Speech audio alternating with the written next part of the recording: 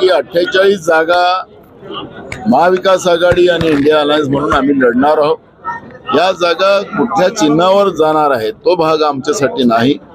महाराष्ट्रामध्ये महाराष्ट्राच्या प्रतिमेला मलिन करणारं जे भाजप प्रणित सरकार आहे, भाजप आहे, त्यांनी शाहू फुले आंबेडकर विचाराला जे संपुष्टात आणण्याचं काम जे सुरू केलेलं आहे. तत्कालीन राज्यपाल भगतसिंग कोश्यारी यांनी सावित्री आईला, महात्मा ज्योतिबा फुल्यांना, बाबासाहेब आंबेडकरांना, छत्रपती शिवाजी महाराजांना ज्या पद्धतीनं खालच्या लेवलवर जाऊन टीका केल्यात, याचा बदला महाराष्ट्राची जनता घेणार आहे. त्याच्यामुळे जागा कुठल्या पक्षाला महाविकास आघाडीमध्ये जातात याची आमची चर्चा नाही. आम्हाला ह्या संपूर्ण जागा 48 कशा जिंकता येईल हा संकल्प काँग्रेस पक्षाचा, लोकशाही संपुष्टात आणण्याचा जो प्रयत्न भाजप करते आहे त्याचे हे प्रतीक आहे.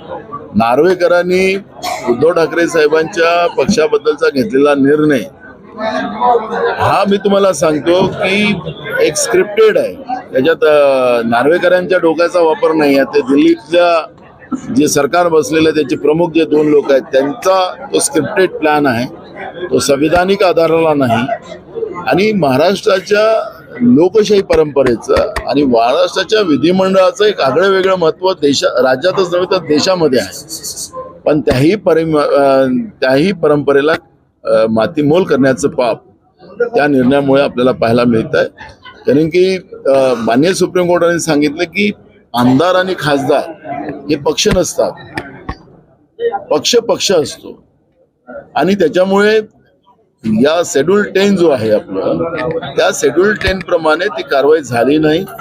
कोर्टामध्ये आता ते प्रकरण गेलेलं आहे आणि आम्हाला विश्वास आहे की माननीय सुप्रीम कोर्टाने जे काही डायरेक्शन मधल्या काळात हेरिंग मध्ये दिलेले आहेत त्यामुळे हे सगळे निर्णय झालेले चुकीचे आहेत.